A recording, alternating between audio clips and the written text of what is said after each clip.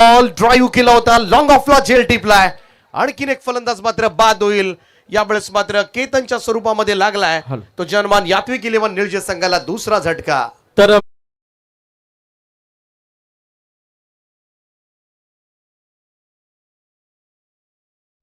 पीके शेट याचबरोबर आमचे अनंत शेठ भगत भोरवे गावचे नितीन भोईर आणि सचिन भोईर यांचे मामा आहेत. त्यांच्या वतीने स्पर्धेसाठी तब्बल 5,000 रुपयाचा डोनेशन देखील पुरस्कृत केला आहे. त्यांचा आभार. इथे प्रभाकर शेठ पाटील वल्लभ यांचा शुभ सन्मान इथे केला जातोय. या स्पर्धेच्या माध्यमातून नक्कीच आपण पाहतोय.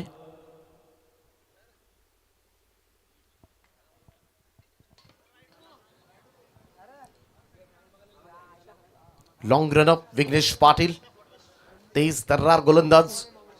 आणि प्रतीश पाटील यांना देखील विनंती करेन की आपण यावं. आमच्या सन्मानाचा स्वीकार आपण देखील करायचा आहे. प्रतीश पाटील लेग कटर होता. आउट स्विंग पाहायला मिळतो. जेव्हा जेव्हा डावखुराताचे गोलंदाज लेफ्ट आर्म ओव्हर द विकेटने गोलंदाजी करतात, अँगल बनवून गोलंदाजी नेहमीच पाहायला मिळते आणि उजव्या हाताच्या फलंदाजांना खास करून ते थोडंसं कठीण जातं. तेच घडलं मागच्या बॉलवर. चांगली सुरुवात करून दिली विघ्नेशनं. एक चांगला लेदर क्रिकेटर आहे सध्याच्या घडीला. अनिलदादा पाटील यांचे सुपुत्र, परंतु सुपर डुपर फॉर्ममध्ये आहेत. Left arm over the wicket आणि नेक्स्ट बॉल. अजयसाठी हा चेंडू थोडासा जर पाहिला आपण तर थोडासा हाफ ट्रॅकरच्या आसपास होता. शॉर्ट ऑफ लेंथ होता, परंतु त्याचबरोबरीनं चेंडू ज्या पद्धतीनं काटा बदलतोय ना, आणि त्याचमुळे हाफ ट्रॅकर जरी असला तरीही डावखुराताच्या गोलंदाजाचा जो स्विंग मिळतो ना बाहेरच्या दिशेला, आउट स्विंग होतो हा चेंडू, तो हाफ ट्रॅकर असून सुद्धा पूल करता येत नाही. आणि तेच घडलं अजयच्या बाबतीमध्ये. आणखीन एक निर्धाव चेंडू. धावसंख्या त्याच ठिकाणी थांबले ती 4 या आकड्यावर. पहिल्या ओव्हरमध्ये संकेत पाटील आणि आता मात्र विघ्नेश पाटील टिचून बॉलिंग. यावेळेस लॉफ केलाय कव्हर्सला, परंतु क्षेत्ररक्षक लॉंग ऑफचा पोहोचलाय त्या ठिकाणी. सॅम आणि झेल टिपलाय, फलंदाज होईल बाद. आणखीन एक धक्का मात्र लागेल तो जनमान यात्विक इलेव्हन निळजे या संघाला, फलंदाज अजयच्या स्वरूपामध्ये. हॅलो. तर यानंतर सुपर 6 चा पहिला सामना.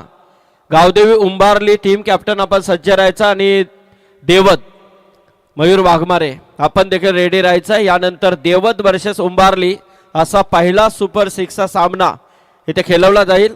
या इनिंग नंतर टॉस केला जाईल देवत वर्सेस उंबारली या दोन संघांमध्ये.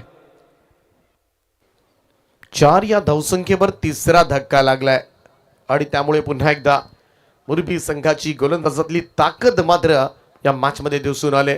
लढावं लागेल निळजे संघाला, कारण ही मॅच फार महत्वाची आहे. दोनही संघाच्या दृष्टिकोनातून बक्षीस प्राप्त होण्यासाठी हा सामना जिंकणं मात्र फार गरजेचं आहे. आणि त्याचसाठी मात्र मागे पाठीमागच्या चेंडूंमध्ये मागच्या 10 बॉलमध्ये काय झालंय त्याही पेक्षा आता मात्र पुढचे जे चेंडू हातामध्ये आहेत आणि त्याच्यामध्ये जर रन्स आल्या तर नक्कीच एक टफ फाईट देऊ शकेल हा संघ. कारण निळजे संघ सुद्धा तेवढाच ताकदीचा, तेवढाच तुल्यबळ असा संघ आहे. परंतु पहिले सुरुवातीला 3 हादरे दिलेत ते मुरबी संघाच्या गोलंदाजांनी, परंतु ते विसरून आता मात्र नव्यानं कार्य करण्याची गरज. विघ्नेश पाटील या ओव्हरमध्ये एकही धाव नाही दिली.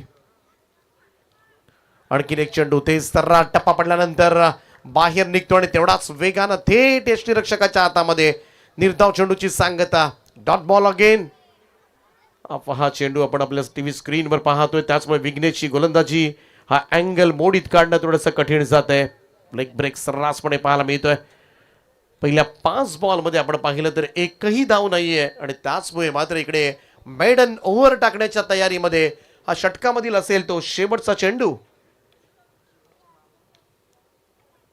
Change of pace. It's a maiden over. एकदा जोरदार टाळ्या होऊन जाऊ द्या संकेतच्या पाठोपाठ मात्र विघ्नेशसाठी, कारण जबरदस्त बॉलिंग दोनही गोलंदाजांनी केले आणि पहिल्या 2 ओव्हर्समध्ये मात्र